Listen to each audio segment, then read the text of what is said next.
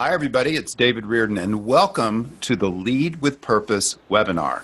And Ginny Whitelaw, you are going to be, I think, so excited about what she has to say because, frankly, we looked at a lot of leadership courses because we wanted to bring something into this chaotic world at this point. And when we say leadership, we actually mean both of work teams at work, but also in your personal life. You know, how are you leading your family? How are you leading in your community? So all of these things that Ginny addresses in Lead with Purpose, are going to get to those values. So we thought today that we would just bring you all in. I'm going to ask her some questions, and she's going to give us a bit of a description about the course and what she thinks is of value to you in it. So welcome, Ginny. Thanks so much, and thank you for joining us in this webinar. And I hope you pick up some value even now. This matter of leading with purpose, I think, is more pressing than ever in terms of how we can bring a quality of purposefulness to everything we do. So let's just be clear, because some people may not know you, but this is your organization that you founded is the Institute for Zen Leadership, and we'll get into what the Zen is in leadership coming up. And this course then is Lead with Purpose, because what we've done is we've taken a portion of sort of the where you start all your retreats and have molded it into a web course.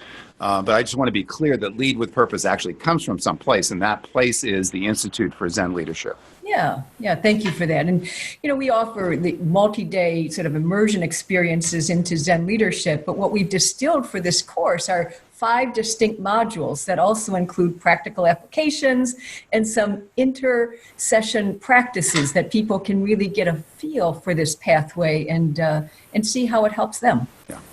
So let's just start at the beginning, because if anybody walks into a bookstore, you just put leadership into Google or some search engine, you know what happens. You get back this massive amount of books and retreats and approaches, and some of these things have names like the 5 best qualities of leaders or the 12 things you should do to be an effective leader, and we look at these and we have looked at them from an integral perspective, and we find them valuable as far as they go, but they're really more of a cognitive sort of idea approach they're going to give you a lot of information about what you should do. And the difference here is with Ginny is that this is a mind-body course, and I'll let her explain that in a minute. But that's different, and that really is in alignment with a full quadrant approach that any of us that are into integral theory would want, right? So, Ginny, let's just start there, because you're aware of it. I mean, you've been doing leadership for a long time, both at the corporate level and at the personal level. And you see all the offerings that are out there. So just talk a little bit about what you see and then why Lead with Purpose is different from those. Yeah. It was really what I saw, and what I saw was missing in what I saw, that led to a more mind-body approach. Because, as you said, I've been teaching leadership for nearly 25 years now. And you're right, it is a lot of oftentimes models and good advice and things that really can get into the head. But we've all heard the line, can you walk the talk? Can you translate words into action? Can you integrate the entire being, your whole self, into one authentic expression that is really, what you're about? And what I have found through a lot of martial art training and Zen training, which was alongside my science background, is that when you work with mind, body as one, you can put it all together. If you work with the head alone, or live in your head, or lead from your head, you can have a lot of cognitive intelligence, but getting it all translated into something that wins people's hearts, or helps you move and act in the world in a way where you can really make big things happen. It's very hard to just translate good advice into action until you really integrate mind, body as one. So most leadership is going to train literally mindsets. We train mind and body sets together, and it's helping you, as you go through it, experience yourself as the instrument of leadership. Yeah, and the thing that I want to point out from an integral perspective is that, as you just said, and I said it as well, there's nothing wrong with cognitive. I mean, integral gets blamed all the time for being too heady, too cognitive, right? But if you really look at integral life practice and you look at the quadrants just as one element of the AQUAL system, what you see that's of value is that we all tend to collapse whatever we're doing into one of those quadrants, right? So when we're meditating, it's sort of upper left. I mean, this is interior individual experience, right, as you're sitting on the cushion. And there's nothing wrong with that. But if that's all you're doing, if you're actually not living in the relative external world and bringing what you're learning on the cushion into that world, then you're not taking full advantage, like you say, of your full instrument. You're not really coming to the situation and bringing all of yourself, which is going to bring better results, which we will get to, in a second. So I wanted to point that out. And the other thing that you sort of race by, for those that don't know you and haven't read your resume, is that when you say science and Zen and martial arts, this was not something that just happened by chance. You always wanted to be an astronaut growing up. That's your personal story. And you ended up working at NASA for a long time after science training in physics and all the rest of that. Now, you didn't go into space. You actually went into the management of things like the space station and things like that. But that really embedded you in a culture that is basically into very cognitive approaches, sort of to leadership.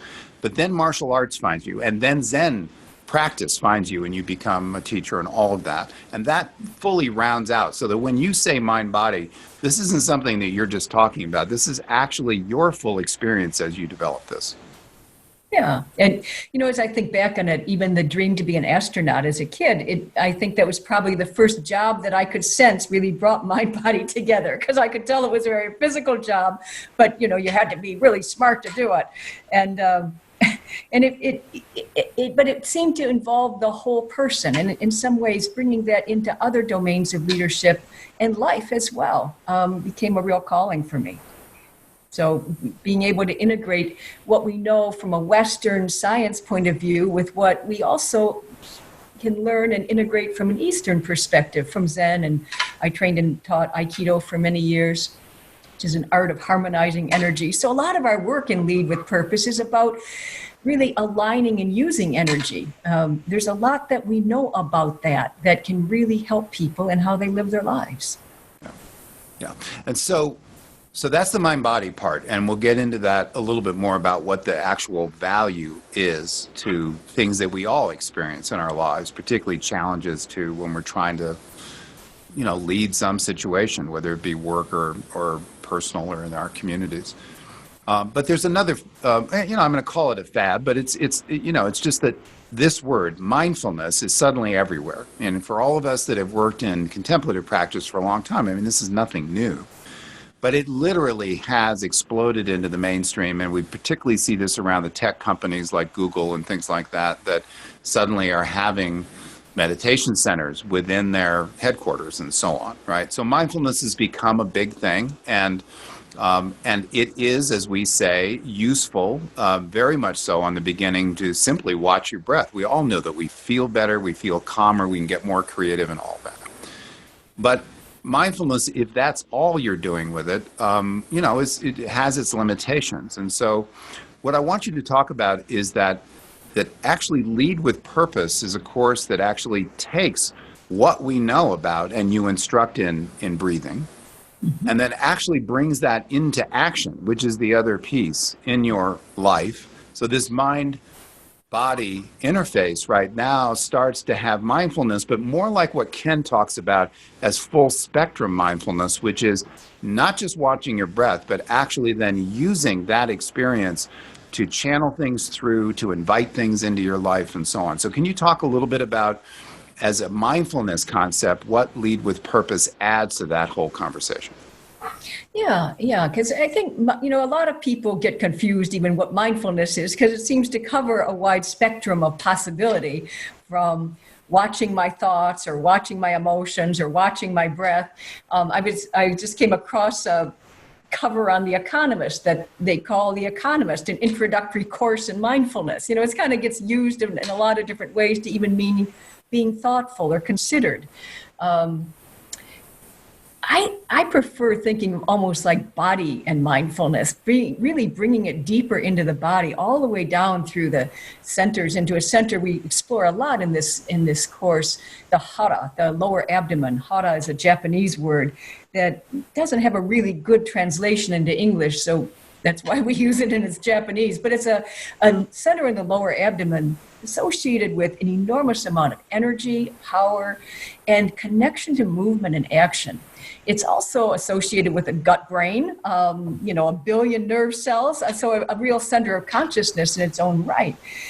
So for many people, mindfulness still keeps us in our head. Even the saying, I'm watching my thoughts or watching this, there's an I watching. Whereas the kind of experience we're inviting people into in Lead with Purpose is a tuning of yourself, your physical being, as something of an antenna that can sense purpose and can sense things that align with purpose. So we want to resource the mind with a much deeper connection to the gut, the heart, the breath, the body, and so that the very context out of which our thoughts arise is more richly informed. So I want to get to this concept of Zen leadership. And I know that's a big subject, and we're certainly not going to cover it all today. But I thought it would be useful to the audience to sort of get a sense of the Zen and Zen leadership, and then how it applies in this particular course, Lead with Purpose, because we chose that name for a reason. And that is that we're all feeling, shall we say, buffeted about by all the uncertain times that we're in and sort of the chaos that comes in these transitions as we move from one developmental level to the next. Just culturally, it's it's a time fraught with stress and worry. And sometimes when you're in all of those things, your old methods of leading, in this particular case, they just simply don't work that well anymore. So the reason why, obviously, that we chose you and this particular course for the Integral Life audience is that we really wanted to do more than that. We wanted more than a cognitive approach. We wanted a full quadrant approach to all of that. So when you say the word Zen, so if we're getting to that now, a lot of outsiders probably would go, oh my God, is this a spiritual course that you're doing? Because I know about Zen in terms of Buddhism and all that. Or, and somebody might say, well, that's not, why is that? I mean, so are we doing spiritual leadership or, whatever the questions might be. So that's why I thought we ought to talk about it a little bit, because you've really educated me about, in terms of this, this whole subject of better, being better leaders and being in leadership, that Zen has a lot to say about it, and not so much just that it has to be some sort of spiritual tradition or intention, but just what it points out, just for obvious reasons, why that's useful to when I want to become a better leader, and I definitely want to lead with more purpose. Right. It's a great question. Is we're not selling a religion or a set of beliefs in this course. So you can come in and out with whatever beliefs you want. We want people to have direct experience. And I think that's what Zen opens the door to. It certainly has in my own life. Direct experience. And what is the direct experience you get to have? Zen resolves the illusory sense of separation. It starts breaking through our delusion of being completely separate and apart from other people, apart from the life we're leading. It helps us establish a much deeper, richer sense of connection. It's also going to blast through the ego at some point. It has us take a look at this ego, this I that's always integrating and trying to sort things out and figure things out and think analytically about things. It's going to help us start to see that I in a different way. Why? Because we'll find, and we'll introduce in Lead with Purpose, a simple Zen meditation technique. What we know from the research around meditation is that when you do meditate, when you sit still and deeply breathe, even for a few minutes, it's going to change brain patterns. It drops us out of analytical mind. It starts establishing a deeper coherence between mind and body. Those physical practices are what we want to show people and Lead with Purpose. Then you can apply them to the purposes that you want to put your energy to. So this is physical labor. That is manual labor, in my view. It's not a belief system. What we invite people into is an experience of how they can resource themselves to sense the purposes that call them and then align their energy in ways that they can manifest them. I would say that, one thing I appreciate so much about my own Zen training and why I think it is such an important component in Zen leadership is it highlights a pathway that any of you can take as far or as little as you want, from basic, breath and posture and a few minutes of sitting to center yourselves before you face a difficult engagement, to an endless pathway that you could take to whatever direct experience you want of who you are. It's boundless, it's limitless as it exposes our own limitless self, where the ego becomes not a tyrant stuck in last year's mindset and yesterday's skills and all of the history that we bring to the moment, but it becomes a tool that we can use for creating the world we want. So that's really interesting, Ginny, and that takes me back to the mind-body question again. Let's say a little bit, we kind of maybe rushed through that a little bit at the beginning. I mean, in terms of everybody knows what mind body means, but how it actually manifests itself in this lead with purpose approach. Let's talk a little bit more about that. Yeah. And maybe even beyond talking about it, show it a little bit, because I think that's the part of the strength of the course. And let's see if we can experience a little bit of it right now together. So I don't want you just to stay in your head, go into your body. I'd like you to just take, say, 5 quick and high breaths, kind of these kind of high breaths. And you can kind of see, even from me and my body language, how it starts to create a high energy. Notice what it's doing in yourself. Notice if you can feel a kind of agitation or a kind of hyperness that starts to come in. Just pay attention to that for a moment. And now let out a sigh of relief. I'm going to shrug my shoulders with it, but a kind of deep exhale, just a sigh of relief. And now 3 deep, long, slow exhales, just deep, slow exhales right down through the center that you're sitting on, or assuming that you're sitting, just something that could go right through the sits bones, right into the earth. And again, as I'm talking, just see if you can slow down your exhale even slower. And notice if there's anything in the body that gets stuck or seems to be blocking the exhale. And again, one more deep, slow exhale.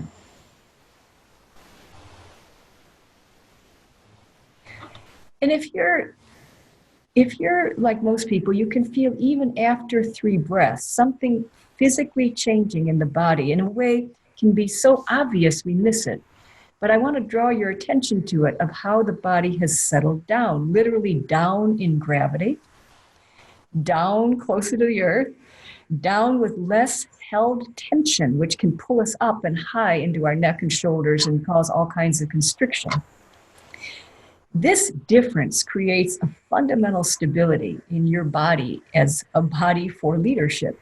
And it's one of the things we play with in Lead with Purpose, of how you can, by putting mind-body together, keep tuning your condition so that you are at your best. You're at your most centered self, so that you have the energy to give, you have the energy to lead. One of the things that we know about slowing down our breathing is that it also slows down the rate at which thought develops. It slows down brain waves. If I have a little EEG cap on, you'd see that at some point it drops us out of our conventional analytical mind.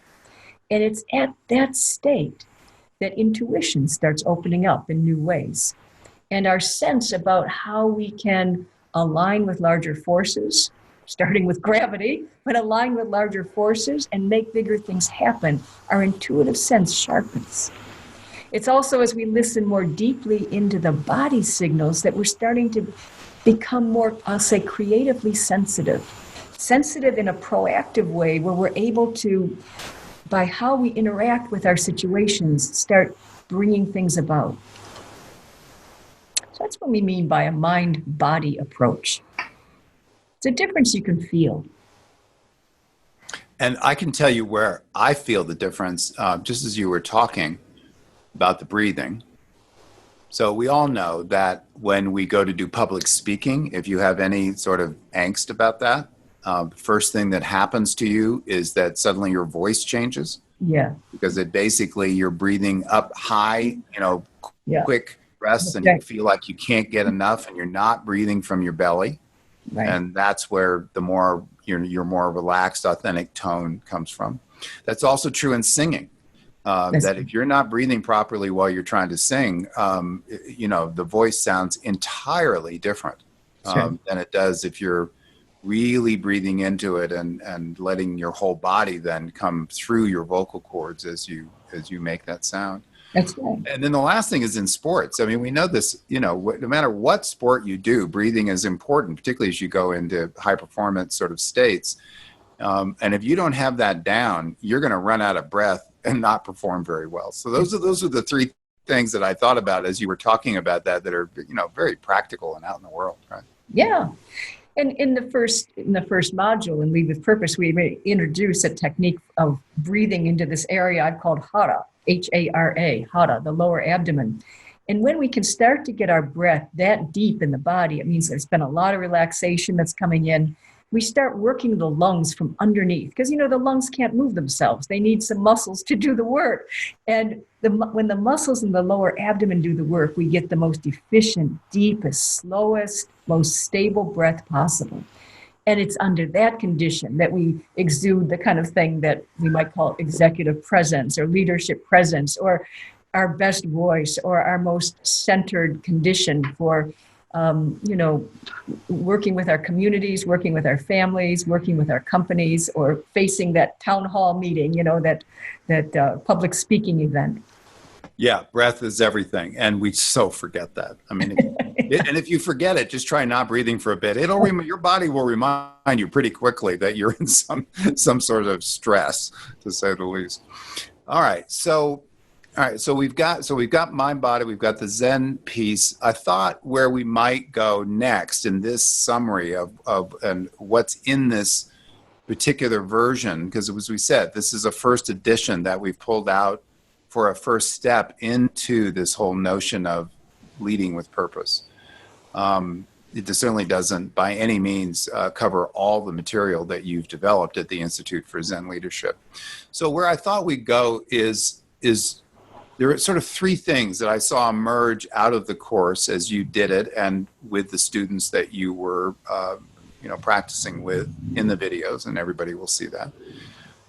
There were sort of three things that were very sort of common complaints, aside from the big meta questions of why am I here and what's the meaning of life, basically there are three questions that I hear from most of us. And you actually address this in the Lead with Purpose course. So the first of those is, I don't have enough energy.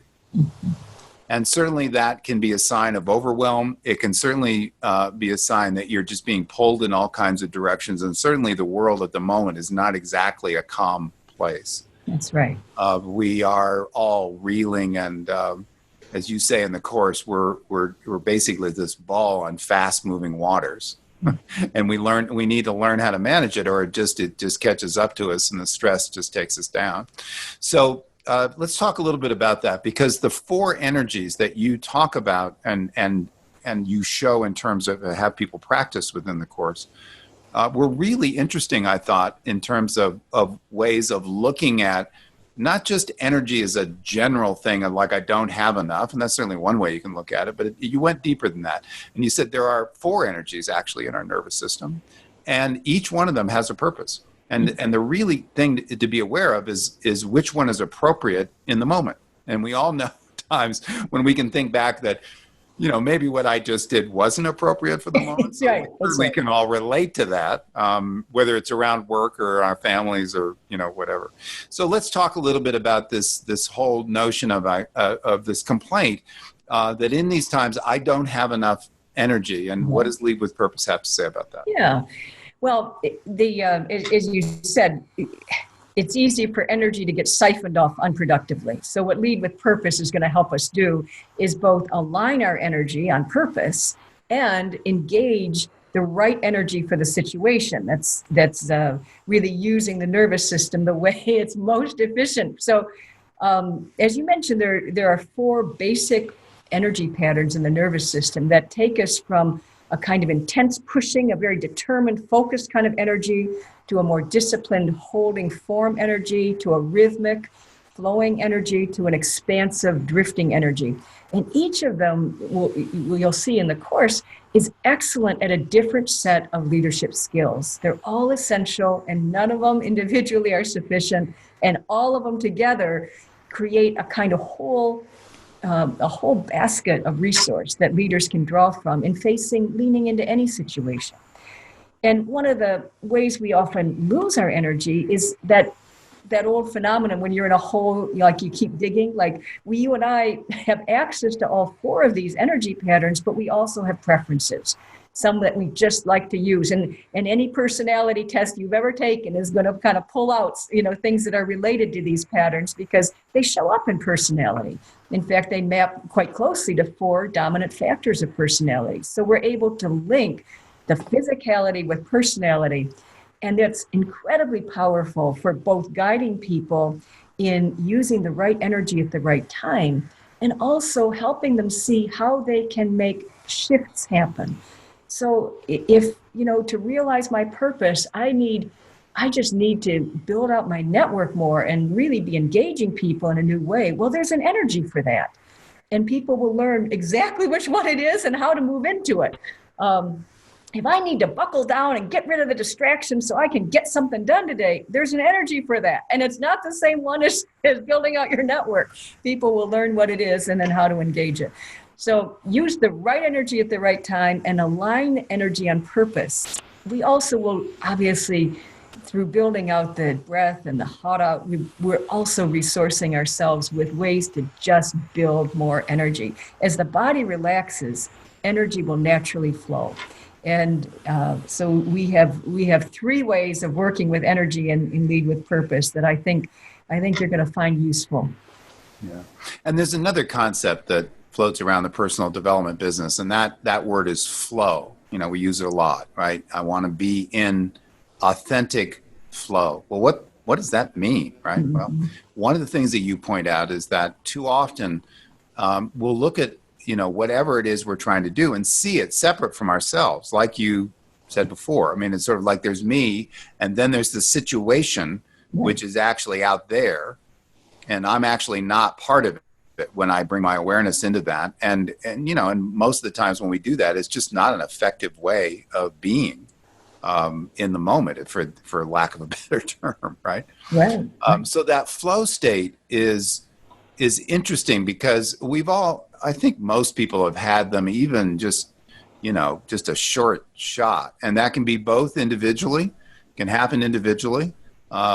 So I can think of one for me when I, used to run a lot, and literally those endorphins would kick in and it was effortless. My whole mind body just relaxed into this natural movement. That was really quite something, rather than straining against not having strength or breath or whatever. And we also see it collectively. We see it. I can think of one when I was a member of a rock and roll band way back when. Mm-hmm. That when you're in performance like that on a given night, there can be a collective flow that is just hard to explain.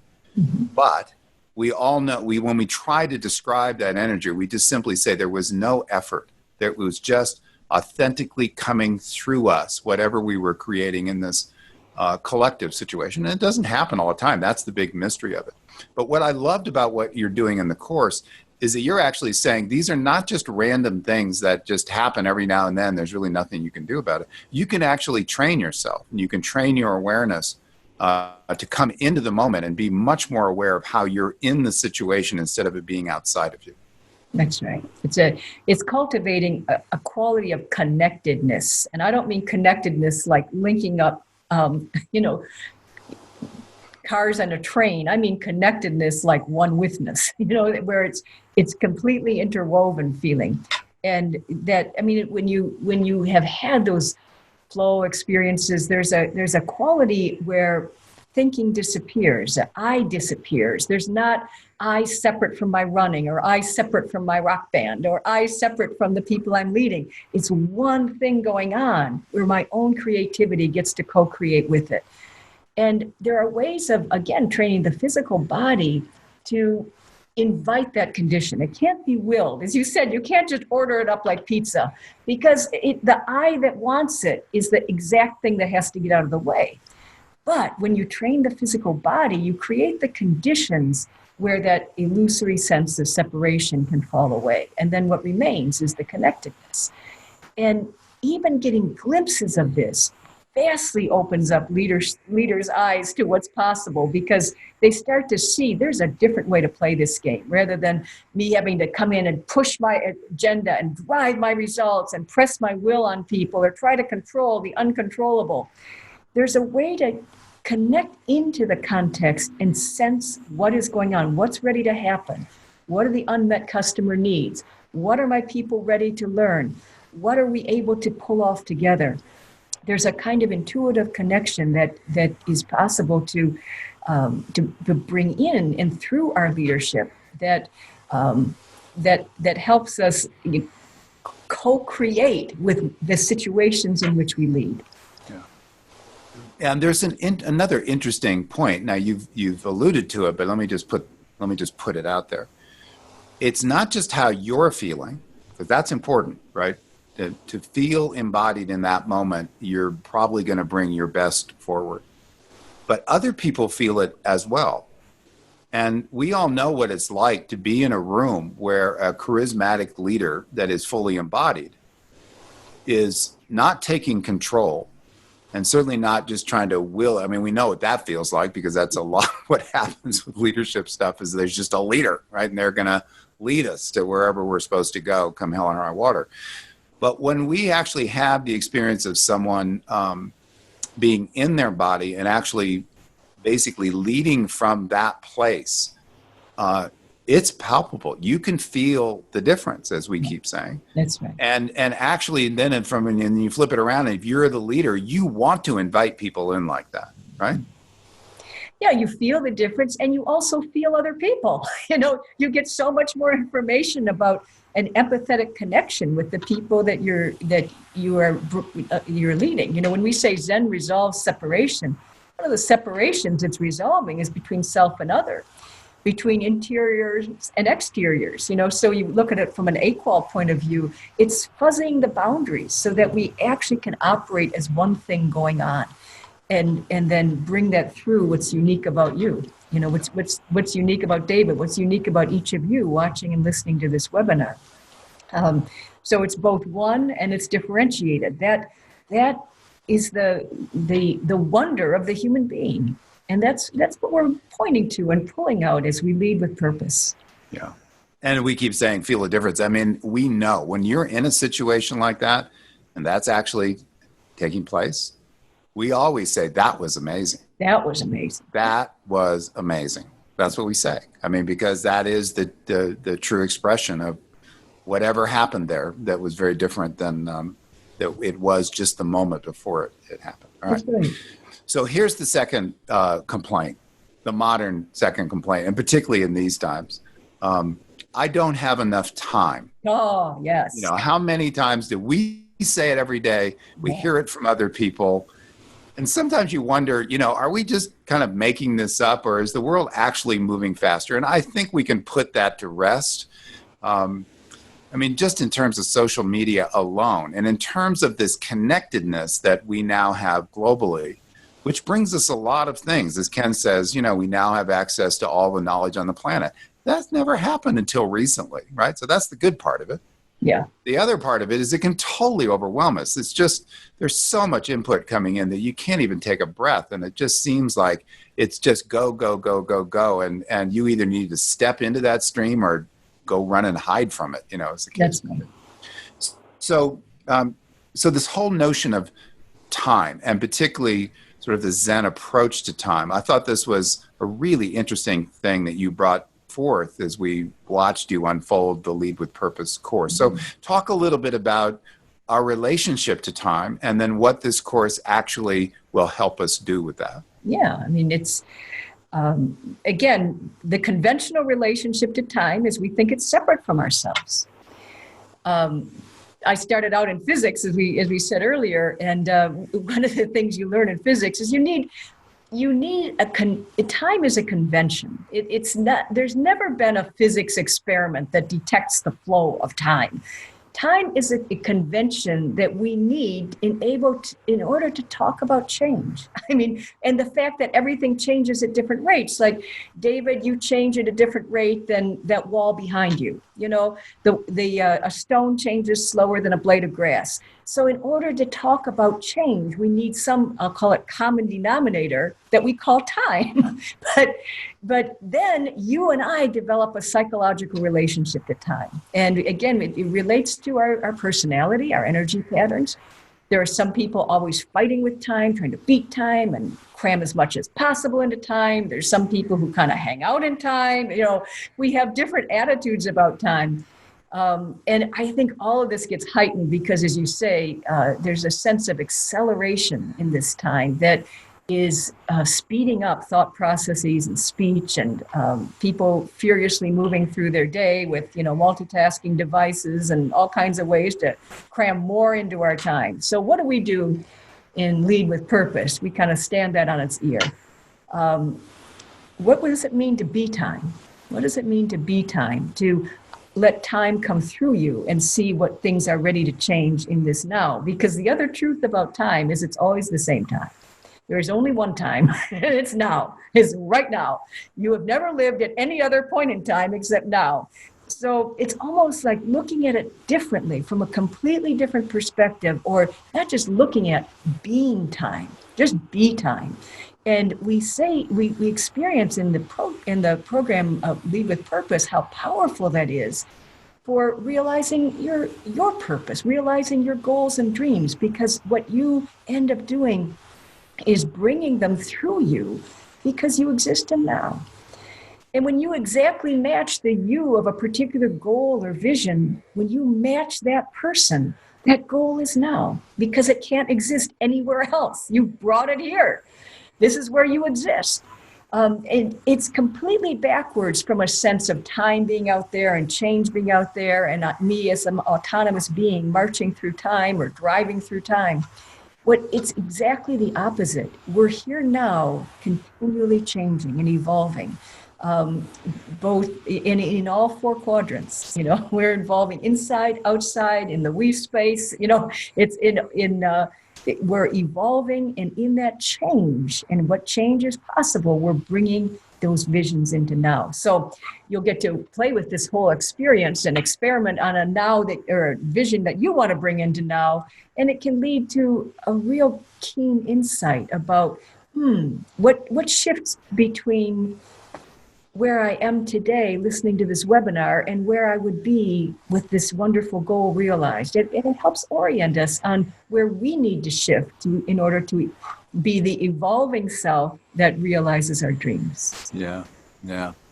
And that's, I can't wait for people to see the actual practices that you have in the course, because I thought that was really interesting. I went home from the shoot and kind of went, all right, so what's my timeline here? And, and what are all the different points on it? So I think people will really, this isn't just talking about time. This is actually, you're going to work with it. And I found myself shifting as a result. I said, I'm not really clear about that particular aspect. So that's where I need to do some work. So that was very useful. It's great.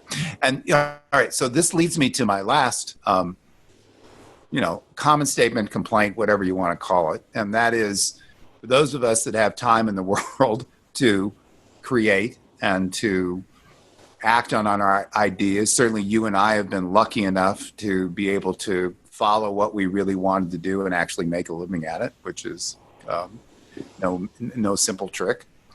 But this notion of I have a lot of thoughts, I have a lot of dreams, and I can't, in this moment, I'm just feeling like I can't seem to bring them into the relative world, into the real world, right? That I've got all these ideas, but I'm not, for whatever reason, here's one. Here's a postmodern statement about it. The universe just isn't isn't aligned with me.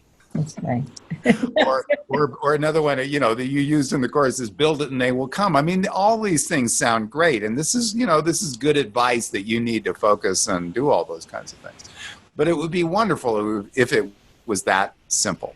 So so this is an important part of the Lead with Purpose course, because in a certain sense, if we're leading, whether it be work teams or whether it be in our families or out in the community, I mean, these are projects. These are real things happening in the world.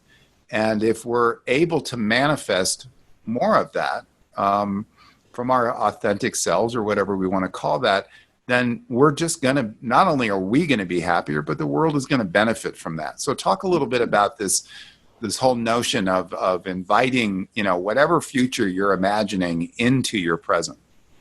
You know, it almost starts from a question, what are we doing here? What are my dreams? You know, here we are planted at a certain point in time that is arguably one of the most exciting times in human history, in all of human history.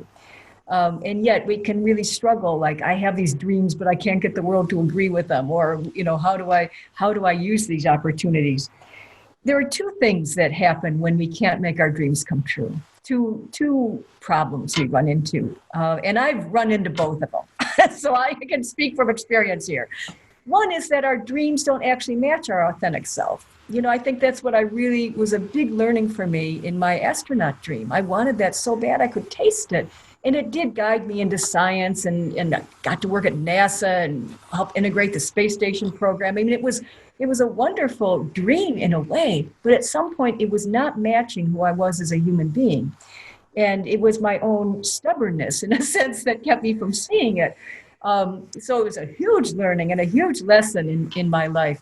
So part of it is being sensitive and, in a sense, listening to life, being sensitive enough to sense when we are on and off purpose, when we have purposes and dreams and visions that match us as human beings, versus when it's more like, you know, an ego's delight or an ego's dream, you know, but it really doesn't match us.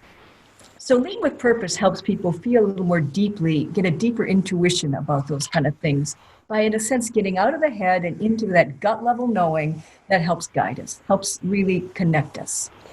The other thing that we'll do in Lead with Purpose, and the other way that dreams can go awry, is they just stay in our heads too much. And, you know, you and I have talked about, David, you know, and I bet many of you listening to this have also recognized that this can happen with smart people. And people, the integral community, we have so many wonderful ideas and philosophies. We can stay in our head. We can have a million ideas, and does anything get done? And what I've learned with the energy patterns is that each of them is centered in different parts of the body. It's almost like we need the descending current of energy to go down to activate our thriver and our organizer and our collaborator selves, not just our visionary selves, but to really come all the way to our base where the walk and the talk connect, where the idea and the actualization of it connect. So we also will play in Lead with Purpose on how you can take ideas into the body through the energy patterns to turn them into real action. And without a doubt, one of the patterns will support you in any dream you want to realize. And you'll probably need all four of them working together at different points in time to realize the big dreams. Yeah. And I thought that was your astronaut story is an interesting one, because one of the things that I came away from working with this material with you was sort of this notion that, you know, we all want to, I mean, particularly those of us that care about this world being a more generative place for more people. And I would assume most people watching this would be included in that thought, is that we, you know, so we have lots of ideas and in even things that we try to do that is going to be our gift, you know, to our families or to our work teams or to the world in general. And one of the things that I've learned is that it's fine to do that. I mean, and you do need to get focused, and you need to take chances, right? Move out of your safe zone and stretch to something new. Certainly when I found Ken's integral theory, it was a huge stretch. Still is, but I mean, in the beginning, in particular, as you can imagine, it just invited me to experience the world differently, and that took a while to get used to. So, in all of that, one of the things that I came away from your teaching was that it's all well and fine to do everything and be everything that you can be in any given moment. But where the danger comes in is being attached to any particular outcome that comes out of that. That's right. That's right. Because how often, I mean, those of us that have been around a while, like you and me, and we've been through a lot of cycles, how often is it that we have some notion or inspiration or idea or whatever, and we try to put it into play in the real world, and for whatever reason, it just doesn't happen. That's right. And yet 5 years later, right, it comes around in a different way because we have, if it's authentic to us, we haven't lost interest in it. That's right. We simply see an opportunity that actually the window opens up. And sometimes we say, oh, the world was ready for it now, where it wasn't before. And that, that's partially true. I mean, I think there are a lot of things happening. So that's really what I got. That I'm really thinking about is that I really like the things that I want to do to happen. I do. That's right. And I get attached. And I notice that's where my constriction is. My constriction is not around trying it or even failing at it. Right. It's actually getting attached to that it's going to show up as a result of what I do or, be in a particular form. And I ought to know by now, it just doesn't work that way. It doesn't. The world aligns in a certain sort of sense around what it wants to take in to evolve forward. And oftentimes that can be very different expressions of what your original idea was. That's right. I mean, there's so much happening in the world in this moment, this very moment of this webinar with each of us listening to it and speaking in it.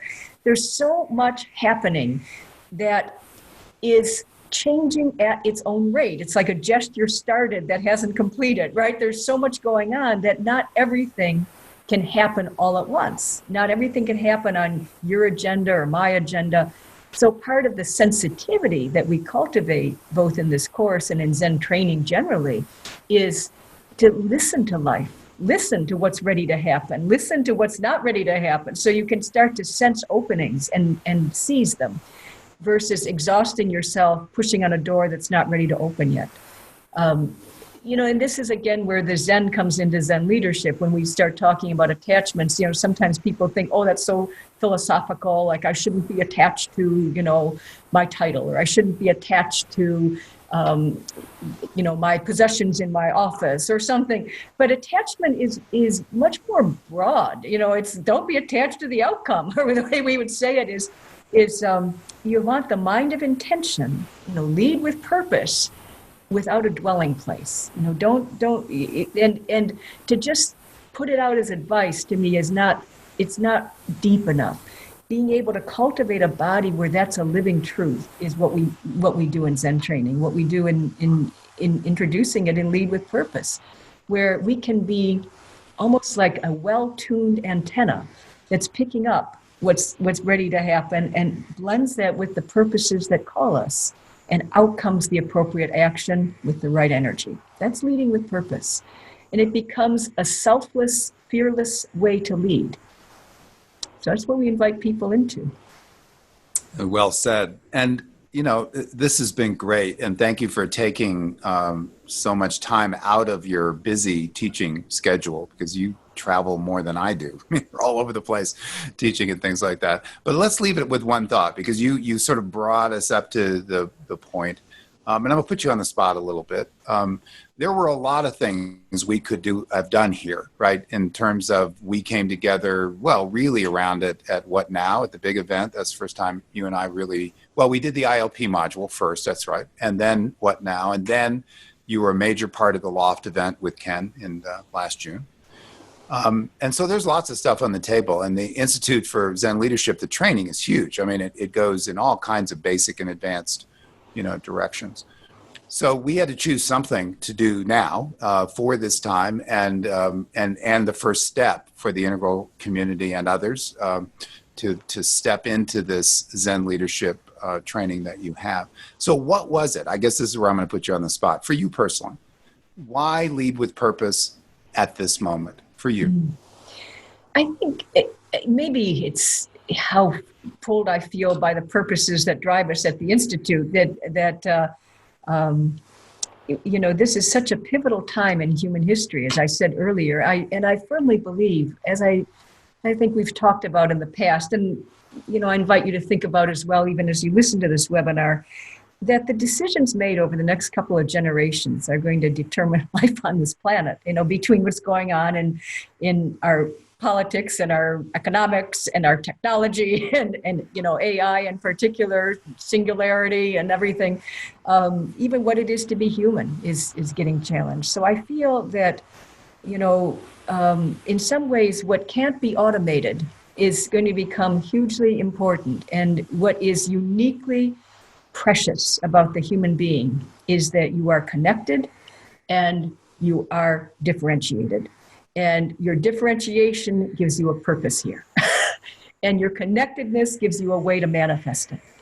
And if there's one thing that I could give leaders on this planet, it would be a way to bring those two together and lead in a selfless, fearless way to manifest the purposes that call them. Well, that is well said and a great place to leave it for today. So thank you so much, Ginny, for giving us a quick run through and summary. And for all of you out in the audience, on this page are all kinds of links and further information about the course. There's some other videos here from Ginny that you know, address some of the other points that that the course includes. So we hope you will all check it out. And for all of you that are ready to take your next step, because it has informed my next step in terms of leading wherever you are, in whatever situation, we hope you will consider Lead with Purpose as you move forward. Thanks, everyone.